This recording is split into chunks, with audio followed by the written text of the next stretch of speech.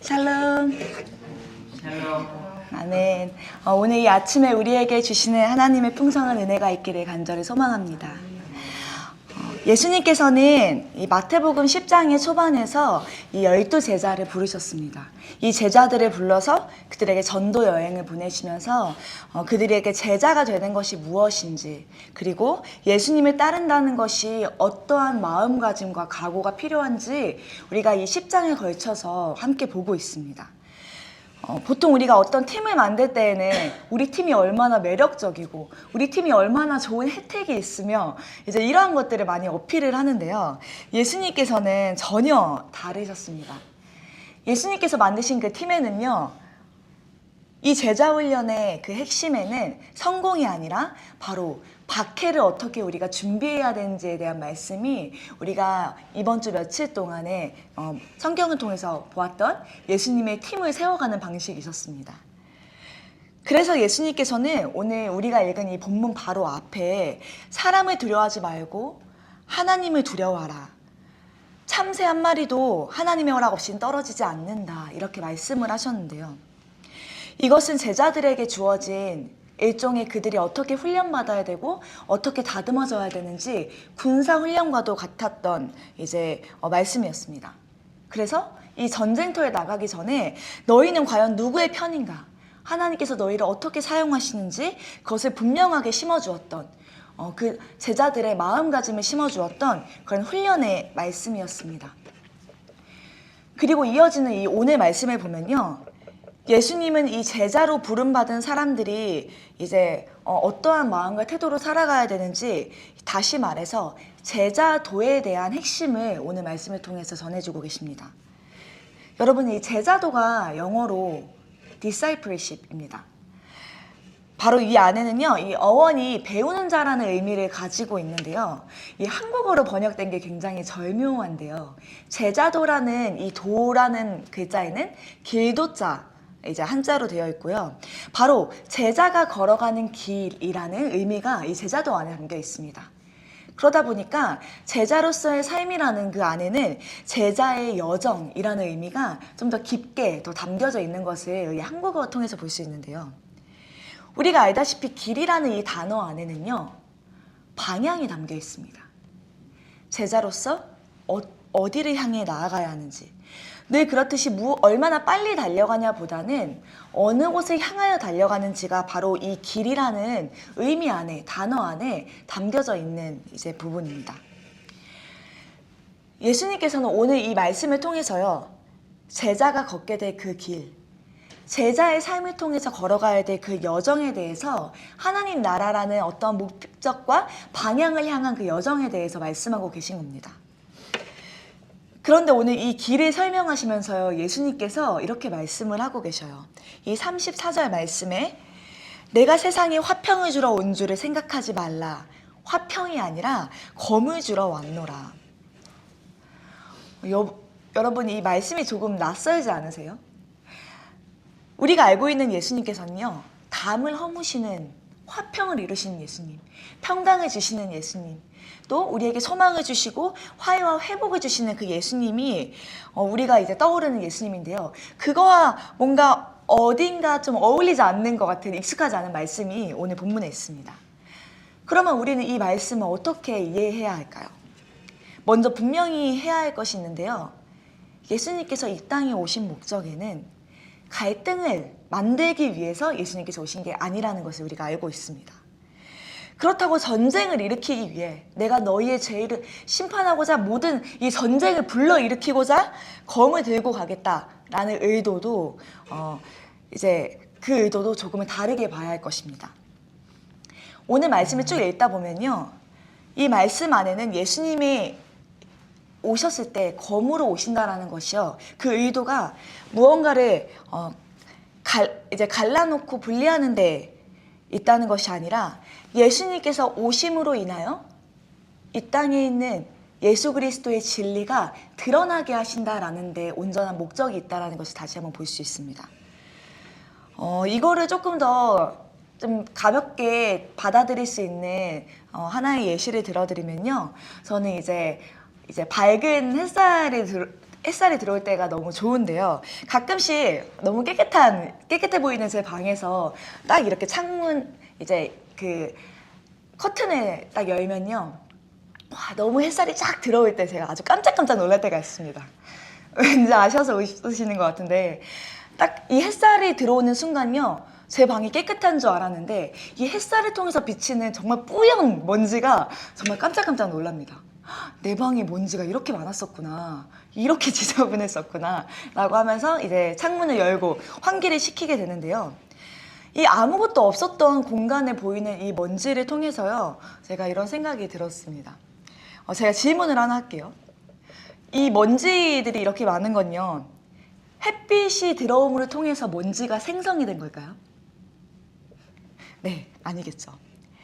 햇빛은 이 없던 먼지를 만들어낸 게 아니라 우리가 보이지 않았던, 우리 안에 공존했던 보이지 않는 먼지를 드러냈을 뿐입니다.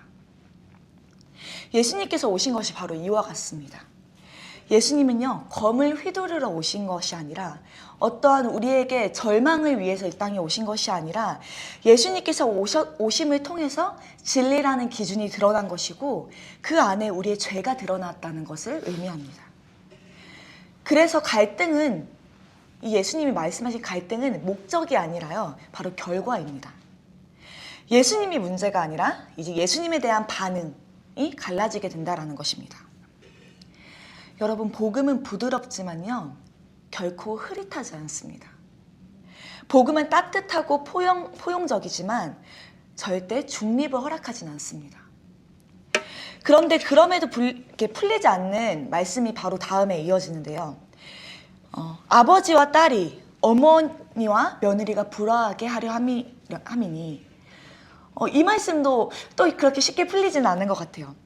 이 말씀은 우리가 알고 있는 이 10계명, 제5계명의 내 부모를 공경하라 라는 이 말씀과 충돌하는 것처럼, 계명과 충돌하는 것처럼 느껴집니다.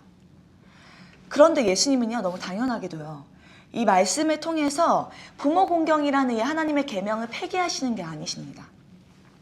이 말씀은 미가서 7장 말씀을 인용하신 것인데요.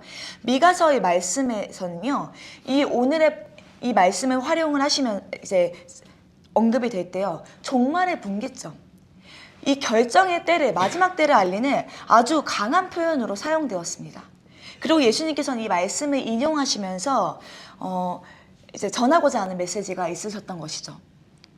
유대인들에게 이 말씀은요, 가족을 사랑하지 말라라는 말씀으로 들리기보다는 이 안에 이제 핵심적인 하나의 문구가 있는데요. 바로 나보다 더라는 표현입니다.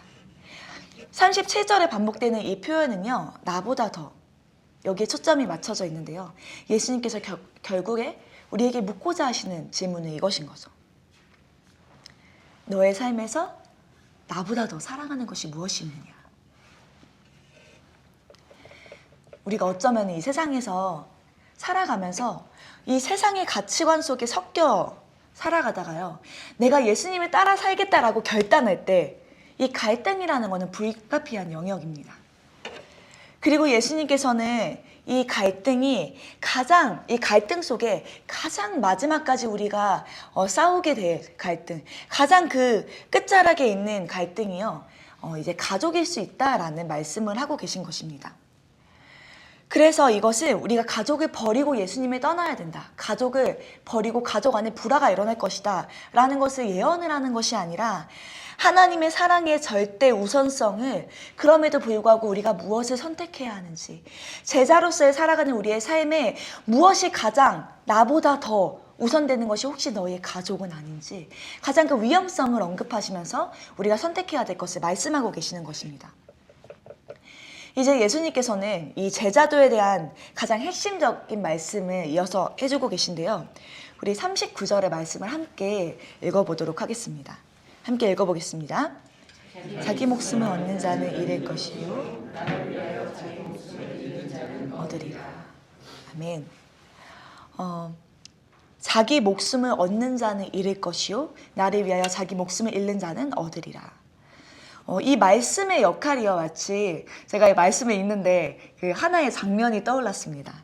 이제 영화들 속에 보면은 이제 탈출구를 찾아서 이제 나가야 되는 그런 미션이 주어진 영화들이 있잖아요.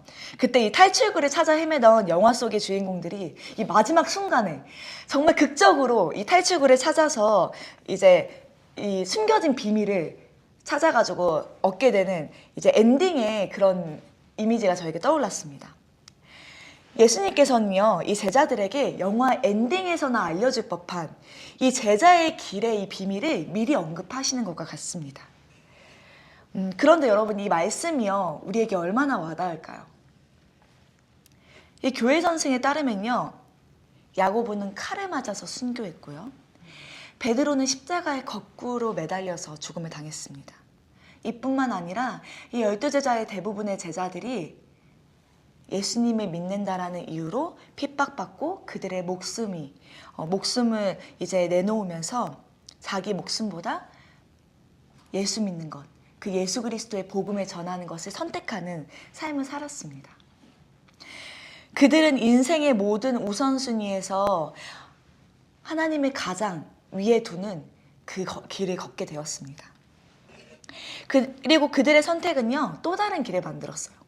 그 제자들의 삶과 마지막 죽음의 선택을 통해서 예수를 따르는 삶이 희생과 헌신 그리고 죽음을 두려워하지 않는 길이구나 라는 것을, 죽음보다도 강한 것이 예수를 믿는 제자의 길이구나 라는 것을 후대의 그리스도인들에게 알려주었던 것입니다.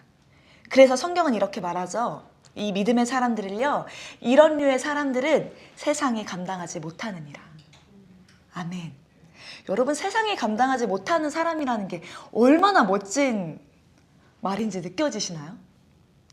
아무도 그리스도인이 두려울 것이 없는 것은 모두가 그 마지막에 포기하지 않는 가장 우선순위로 생각하는 자기의 목숨마저도 포기할 수 있는 존재이기 때문입니다. 왜냐하면 예수님께서 예수를 따라가는 길이 이런 길이다라고 말씀을 하셨거든요. 우리의 목숨을 포기하고 예수를 따르는 길이 제자가 되는 길이다. 제자의 기준이 쉽지 않습니다. 우리 사랑하는 내사랑교회 성도 여러분, 이 제자도의 길은요, 이 제자의 길은 십자가를 지고 예수님을 따라가는 길이라고 말씀하셨습니다. 오늘 말씀이 우리에게 이 비밀을 다시 한번 보여주는데요. 여러분은 오늘 어떤 십자가를 지시기로 결단하시겠습니까? 주를 위해 목숨도 나는 걸 수 있다. 나도 제자들처럼 그렇게 내 목숨도 바쳐서 예수님께 나를 드리겠다 라는 그러한 믿음의 결단을 하기 전에요, 오늘 우리가 드릴 수 있는 작은 십자가는 무엇일까요? 시간을 드리고 우리의 주의를 지키고 하나님께 내가 할 수 있는 가장 좋은 것을 올려드리는 것, 나의 물질의 주권을 하나님께 맡겨드리고, 그리고 나의 감정과 나의 쏟아지는 감정을 더 성숙함으로 지켜내는 것, 욕심을 내려놓는 것, 말씀 앞에 순종하겠다고 작게나마 결단한 것, 그 모든 것들이 우리에게 작은 결단일 수 있습니다. 그 작은 순종들이 예수님 앞에 십자가가 되고 예수님이 걸어가신 그 길을 따라갈 수 있는, 나의 십자가를 내가 지고 예수님이 가신 그 길을 내가 걸음으로써 또 그 제자의 길을 만들어내는 삶이 우리가 오늘 선택하는 그 믿음의 여정이 되기를 소망합니다. 그리하여 이 세상이 내가 너무너무 소중하고 내가 이겨야만 하는 이 세상 속에서 내가 선택하는 이 작은 선택과 결단과 그 믿음의 순간들이 우리 제자의 길을 걷는 모든 이들의 우리의 선택과 하루가 되기를 간절히 소망하는 그런 오늘 하루가 되기를 바랍니다. 우리 이 시간에 함께 오늘의 말씀을 기억하면서 기도하기 원합니다.